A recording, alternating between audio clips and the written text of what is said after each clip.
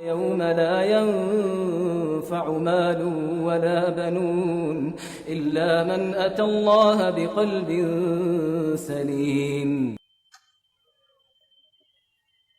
Baik, di sini ada pertanyaan-pertanyaan ya, dan ini mendekati tanggal 15 Ramadan terkait dengan apa yang diviralkan oleh sebagian orang dan disebarkan, bahwa katanya ada hadits terkait dengan suara dahsyat di malam Jumat tanggal 15 Ramadan, kemudian akan terjadi huru-hara di bulan Syawal dan seterusnya. Ya. Dan ini sudah bertebaran di sana sini orang-orang yang mempopulerkannya. Nah, ini dipopulerkan dari beberapa tahun sebelumnya. Saya perasaannya beberapa tahun ini sering ditanya tentang hadits ini. Dan subhanallah, kejadian ini terjadi tanggal 15 nanti juga di malam Jumat. Maka dikaitkan lagi dengan hadits ini. Nah, ini hadits tidak diragukan, walaupun dia datang dari beberapa riwayat. Dan yang banyak disebarkan itu riwayat Imam Nu'aim bin Hammad Al-Khuzai rahimahullah. Iya. Imam Nu'aim bin Hammad itu ada riwayatnya dari hadits Abdullah bin Mas'ud radhiyallahu taala anhu. Namun dari silsilah rawi-rawinya itu kelihatan dan nampak ada kelemahan yang sangat besar, bahkan oleh Syekh Al-Albani dihukumi sebagai hadits yang palsu. Iya. Itu adalah ucapan yang benar. Apalagi Imam Nu'aim bin Hammad, walaupun beliau di dalam berpegang dengan sunnah diakui oleh para ulama, tapi dari sudut riwayat haditsnya tidak diterima karena terlalu banyak permasalahan di dalam riwayat, termasuk di dalam hadits-hadits seputar fitnah-fitnah dan kejadian-kejadian di akhir zaman. Itu secara khusus beliau sangat lemah di dalam pembahasan itu. Iya. Kemudian datang dari hadits Fairuz Ad-Dailami, juga haditsnya hadits palsu. Ada juga dari hadits Abu Hurairah, ada di jalur Nu'aim bin Hammad dan selainnya. Juga datang dari beberapa riwayat, berada di silsilah rawi yang sangat lemah sekali, mungkar. Ya, dan oleh Ibnul Jauzi dan selainnya dihukumi sebagai hadits palsu. Kemudian datang juga dari hadits Abdullah bin Amr bin As, ya, radhiyallahu taala anhu, secara marfu dan mauquf, dikeluarkan juga oleh Nu'aim bin Hammad dan selainnya. Ya, dan juga haditsnya adalah hadits yang sangat lemah sekali, mungkar. Kemudian datang beberapa riwayat mursal dari Sa'id bin Musayyab, Syahr bin Hausyab, ya, Makhul dan selainnya. Ini semuanya tidak menambah hadits ini kecuali kelemahan. Karena itu hadits ini dilemahkan oleh banyak ulama ahli hadits. Di antaranya Al-Ukaili rahimahullah ketika berkomentar tentang sebagian riwayat hadits Abu Hurairah. Al-Ukaili dalam Ad-Du'afa Al-Kabir beliau berkata, "Laisa li hadzal hadithi aslun min hadithi thiqah wala min wajhin yathbut." Kata Al-Ukaili, hadits ini tidak ada sumbernya, tidak ada dasarnya dari hadits rawi yang terpercaya. Ya, kalau ada di hadits yang rawi yang lemah, pendusta ada. Tapi hadits rawi yang terpercaya tidak ada. Dan tidak ada dari jalur yang syah. Tidak berasal dari jalur yang syah. Semuanya dari jalur yang ada kelemahan sebagaimana telah kita paparkan. Kemudian juga dianggap sebagai hadits palsu oleh Al-Jawzakani di dalam Al-Batil wal Manakir. Demikian pula Ibnul Jauzi.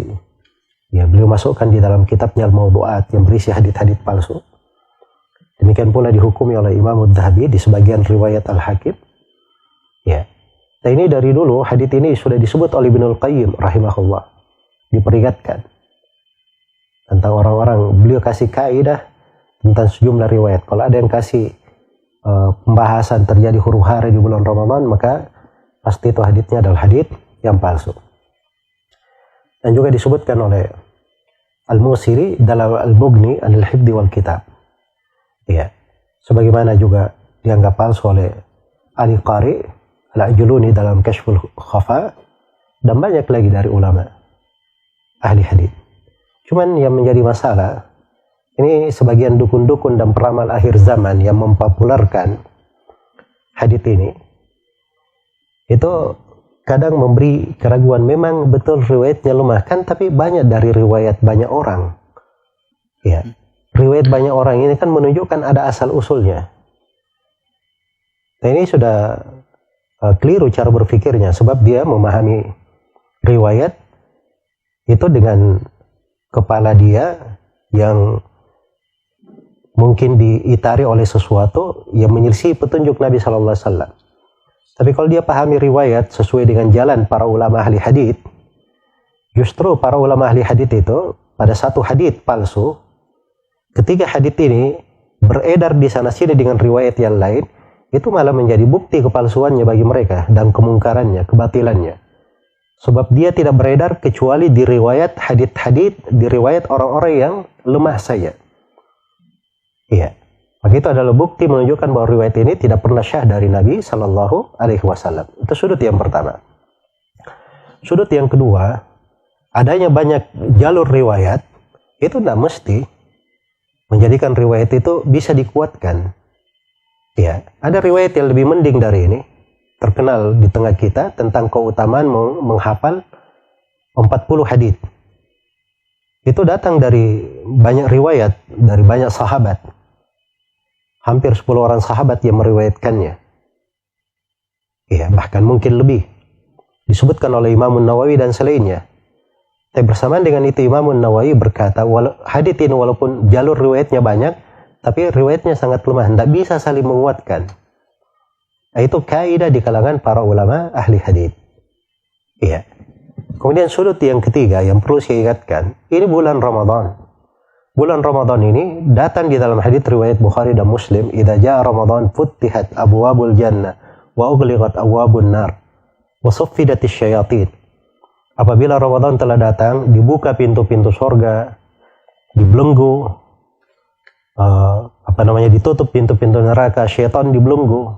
Bulan penuh dengan rahmat, penuh dengan berkah. Apa masuk akal seorang ditakut-takuti di bulan Ramadan akan terjadi huru-hara, suara dahsyat? Dan ini adalah hal yang sangat tidak layak sekali di tengah umat Islam. Ya. Apalagi kalau kita pahami ruh dari agama ini, di tengah bulan yang penuh dengan keberkahan ini, harusnya seorang itu dibuat bersemangat beribadah, dibuat lebih banyak untuk memikirkan taubatnya, memperbaiki dirinya di bulan Ramadan, disibukkan dengan perkara-perkara, dengan hadits-hadits palsu, hadits-hadits yang tidak ada asal usulnya dari Nabi Sallallahu Alaihi Wasallam. Iya.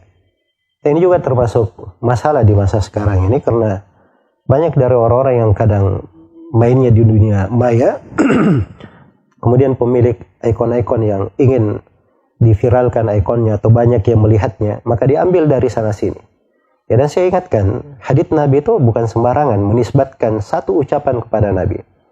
Sebab kalau kita menisbatkan ucapan kepada Nabi dan itu dusta terhadap Nabi, Nabi SAW telah bersabda, "Man kadzaba alayya muta'ammidan falyatabawwa maq'adahu minan nar."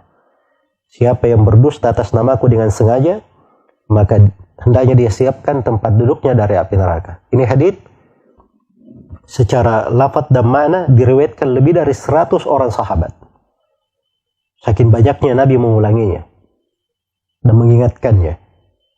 Maka jangan sampai kita simpan di sebuah status hadits palsu, terus dilihat oleh orang, dia yakini, jadikan masalah dalam kehidupannya. Ya, disebabkan karena kita yang men-share status ini, akhirnya kita juga menanggung dosanya sampai hari kiamat. Maka semoga Allah Subhanahu wa taala memberi taufik kepada semuanya. Wallahu taala alam.